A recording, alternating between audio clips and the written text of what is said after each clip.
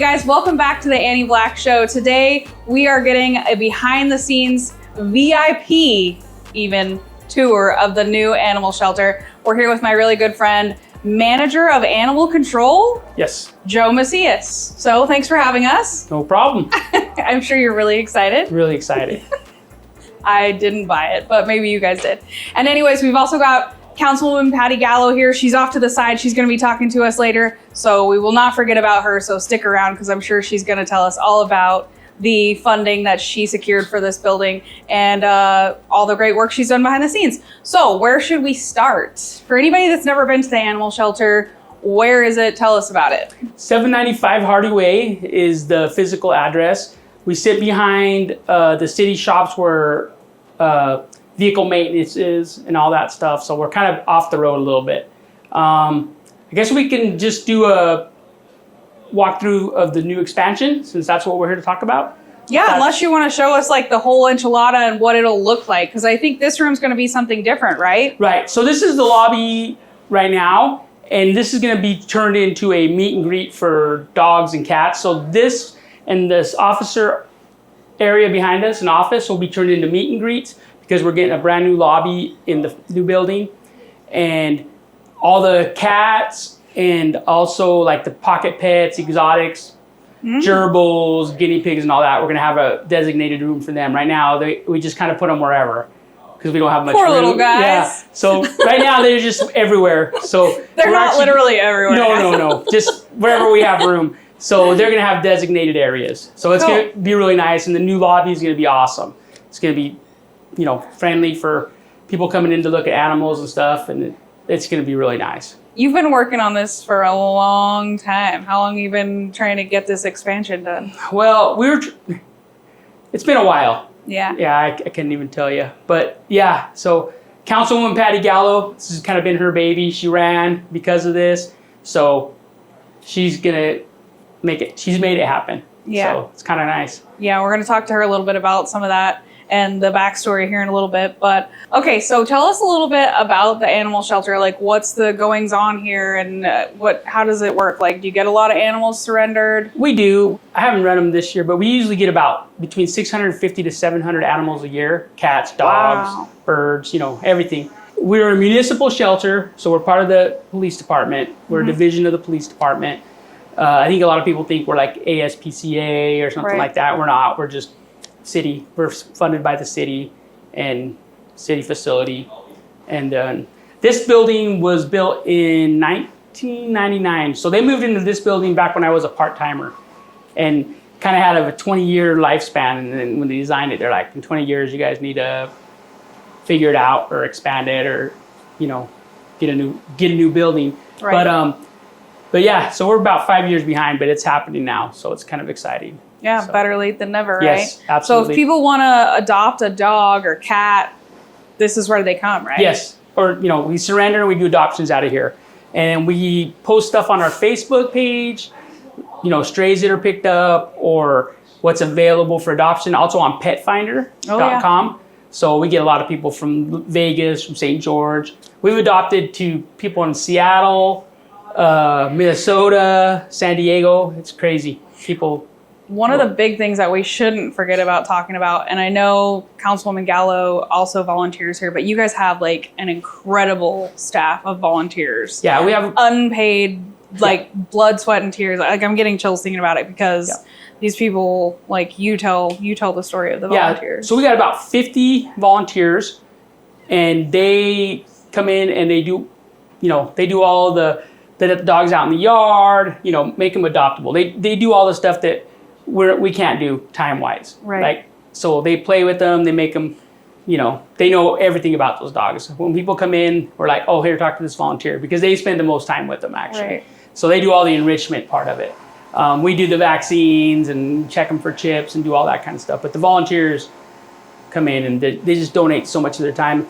Councilwoman Gallo's been here about 8 years, And so she has seen what was needed, and I think that's why she actually ran for council, is because she saw the need, that it needed to be bigger and, brought up to date. Yeah. And she ran on that, and she's coming through on her promise. Yeah. So that's pretty awesome. She puts her money where her mouth is, that's for sure. And every time you ask her, I bet if you see her around town and you say, how many kittens do you have at your house right now, Councilwoman? She'll have at least one. I don't even know if they come in in ones. Do kittens come in ones? No. I think right now she has like 4. So she's had about 9 of ours at one time, and that's that's probably happened about 5 times since spring. That she's had like 9 or 10 just from the shelter, plus we care. Yeah. And we're talking baby kittens. Like she feeds them every 3 hours. Yeah. So that's dedication. Yeah. So if she's ever asleep at the dais, you know why. No, she would never do that. But seriously, she is amazing. So you should definitely give her a high five and maybe some like coffee next time you see her, because you know she's probably been up all night. So let's take a tour. This room will be like where you get to hang out and meet the animals. The animals are back there. Is that where they're going to stay? This will be all dog area, and the new section will be feline and exotics, let's just say. Cool. And so, plus like a new laundry room and stuff like that, bathrooms and stuff. But yeah, so this will kind of remain the dog area when it's all done.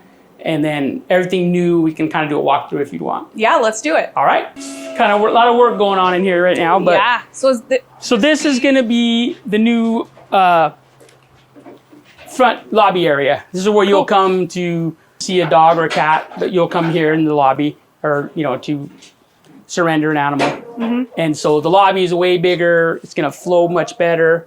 And so, yeah, this is going to be just the lobby area. And then we can go down the hall here and we can show you some other things. So this will be the front desk where the person will sit at the front desk. Okay. So to answer questions for the lobby. And then this area right here will be a meet and greet for cats. And then that flows into the new cat area, cat room. So this is where the cats will be housed. And then if somebody wants to spend time with the cat, we can take them into that meet and greet area. And then across from the cats is where the new like exotic or the pocket pets, the gerbils, the birds, the snakes that we get will be in one area instead of wherever we can make a room for them. So they'll have a designated area. So that's going to be really nice. And then, you can separate species and you don't have cross-contamination and things like that. Do you guys get a lot of exotic pets? We get a lot of like hamsters, gerbils, birds, an occasional snake, or like bearded dragons, some lizards and stuff like that. So people got them like for their kid, and then they're like, it's too much work. It's too much or whatever. Work, or sometimes they lose their homes, so they don't have, they don't have they don't have an option. So we, so it's gonna be way better for the animals for sure. Cool. And then we can just kind of keep walking down. So. And then this will be an office. Actually, this is going to be my office, I believe. And then we'll have a bigger office for the other officers, and we're all kind of crammed in pretty tight spaces right now. Yeah. So we'll be able to put the other officers in this big area, and then, where we keep our records and stuff. And then down here, so we're not losing our catio. So the catio will go in here where the cats can come from the cat area and be outside if they want to be. So this is kind of nice. So we had a really nice one that we built on donations, and it'll be put into this area. So it'll be just as nice for them. And then here we're going to have ferals for feral cats. So when we bring in ferals, we keep them in here. We house them in their own section of the building. And then when we get them spayed or neutered, and then we re-release them, we do the TNR program. So the ferals will come in here till we get their appointments. They usually will come back for a day, then when we release them the next day after their surgery. And then we have another room. Something sidebar on that. There was a rat problem in town, and somebody told me that these cats are like kind of helping with the problem. I'm assuming they could. So we TNR them back into the, within 5 blocks of where they're trapped. Right. So they're back into that same neighborhood where they kind of know where they are, and right. And if somebody's out there feeding them, then they know they can go back and eat and stuff like that. This is the new laundry room, right? So this laundry room will service all the cat areas and things like that. And so we won't have to go all the way to the old building just to do laundry. So there'll be a laundry set up here, and there'll be a laundry that's already exists in the other room for the dogs. So it'll be nice. It's going to be way more efficient. So yeah, this is kind of the way it's lined out, but it's really nice. And sometimes it gets kind of chaotic in that front little office when people are coming in to surrender an animal, and then people are trying to adopt, and so the lobby's going to be nice. So everything's going to be way more organized, if you will. So. Right. And I'm sure the rooms for people to meet pets is going to be huge, right? Yeah. Having more room for that because... So we're going from one meet and greet room to two for the dogs, and then the cats will have their own. And so people can just spend time with them, not feel rushed. Right. So, which is huge because you don't want them to take an animal home and then have to turn around and bring it right back. Yeah, right? we want if you can avoid it. Yeah, exactly. We want to let them have time to spend with them, and sometimes we'll even let them bring their dog from their house, and we do a meet and greet here out in the yard and stuff. So. Yeah, we want success. So, It looks pretty sweet. Yeah, it's going to be great. So if people wanted to volunteer or donate to the shelter or something like that, or is there anything that you guys need or that you would want the community to know about the shelter? So we do have the citizens in Mesquite are great. They donate money and they donate food. We have people that donate food every, come in once a month, drop off dog food or cat food.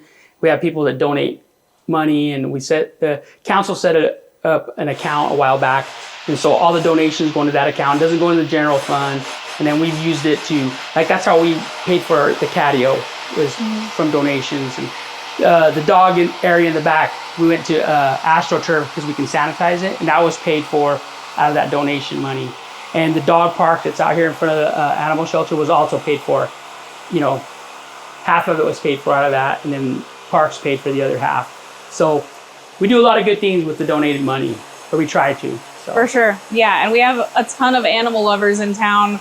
Yeah, Mesquite's great. Yeah, it's the amount of volunteers here and the amount of people that love animals here is, I don't know, maybe it's like that everywhere, but I feel I don't know. I think Mesquite's does a little better than other places, honestly. Yeah. Well, you might be, Yeah, that's probably biased, but our volunteers are great. And then also, you were saying something about, so right now we're not taking any volunteers because of construction. So we're just trying to keep the ones we have and, making sure they have their shifts. But once we open, then we'll open it up for people to be able to not donate, but to volunteer. Because right now it's we're under construction. So we're trying to limit access in here.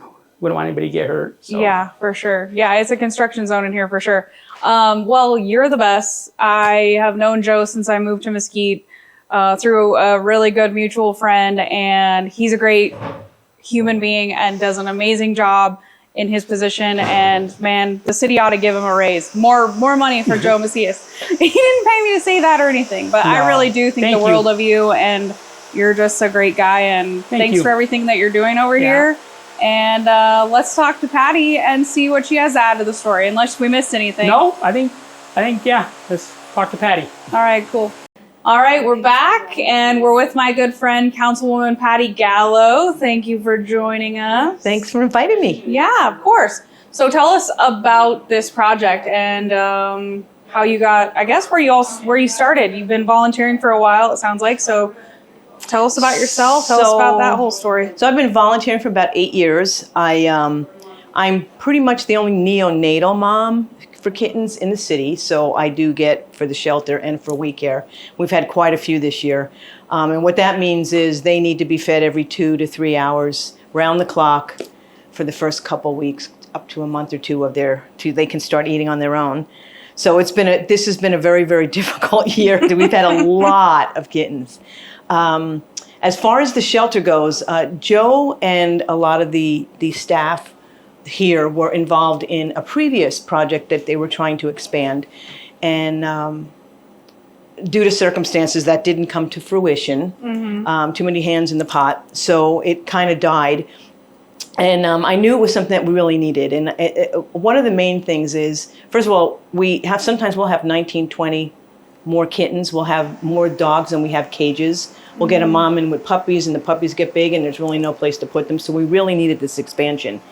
So talking with Joe and understanding that there was a project on before I got involved, before I got on council, that's when I knew we needed to do something. Right. So what I did was, because I was able to get a little bit more involved through the city, was able to find the funds. So at one point there was funds and then there wasn't funds, but we were able to find the initial $1 million or so, and then we realized we needed more than that. The great thing is picking out the design company that's designed this won an award for how beautiful our building's going to be. So something to be really proud of. That's awesome. So, and then with our shelter itself won Agency of the Year for being a no-kill. So, and all the work that they do here. They're really, I'm really impressed by all the ACOs that work here, as well as the volunteers, because... What's an ACO? An animal control officer. Oh, got it. So okay. all the animal control officers that work through for Joe, they do a fantastic job. They're always out and about. They're always, some of the calls they get, when you think about it, are very difficult, because sometimes you're going to homes where someone has passed away. They've got to pick up the animals. They sometimes have to pick animals up off the street, live and not live. So they do an amazing job with just three of them, now four, for this amount of people we have in the city. They really do an amazing job. So Joe's very, very impressive. He really cares about this building, the people that are here, and which is another reason why I was more than happy to reach out, because I knew that they were doing a really good job. Right. So have you always been an animal lover, or did you really get into the volunteering when you moved to Mesquite? I think I got more into it when I moved to Mesquite. I was always very busy, so I was on a plane every week for 10 years, so I was not home enough to be able to take care of animals. So once I retired and moved to Mesquite and started volunteering, I did a little volunteering before, but not like I'm doing here. So I've always been an animal lover, but not like I am now. Right. Right. So yeah, I did hear that there was a little kerfuffle with the funding for this, and yeah, I mean, I don't know how much you want to get into that, but I know what I did hear is that you went to bat for the animal shelter, and thank goodness you did, because we're here today. Yes. And it's going to help a lot of animals, and hopefully a lot of families that need to, unfortunately, sometimes surrender animals. I mean, I can't imagine that would be so hard, but I'm sure that there are circumstances where you just have no choice sometimes. And that's exactly it. Sometimes people pass, especially in our community, and the children or the families don't want to or cannot take the animals, and that's where we get some of them. And then we have new families moving in and having children, and they want puppies and kittens, and so we are able to accommodate that as well. Yeah. But as far as the money, there was a little bit of a kerfuffle, but I was able to, I knew about money, was able to bring it up at some of the financial meetings, and we were able to find the money. So it all worked out well. And then additionally, the city has really been putting in more, realizing that this project really needed to be done. So along with myself, the rest of the council did approve to continue putting in additional monies to make this work. And it's well needed in the city. So it's been good. Yeah. Well, as you can hear, construction is actively going on. And when do we think that this shelter is going to be done? Well, I think they're ahead of schedule. Joe would probably know better, but I heard maybe by the end of October, which is great. Although sure seems like there's a lot more to go. They did have 300 days, so they were they could go up to almost a year. But I think they're going to be ahead of schedule, which would be great for everybody, especially with the construction, because it does disrupt the animals, the sounds, the noise, the people. The sooner we can get this done, the easier it is for the animals that are in the building. Yeah, for sure. It is. It's pretty loud. So I'm sure they're not loving that. Yeah. The great thing is with the new lobby, because as you can see here, this lobby is very, very small, and it can be challenging when people are coming out with dogs and coming in with cats and trying to adopt and trying to surrender.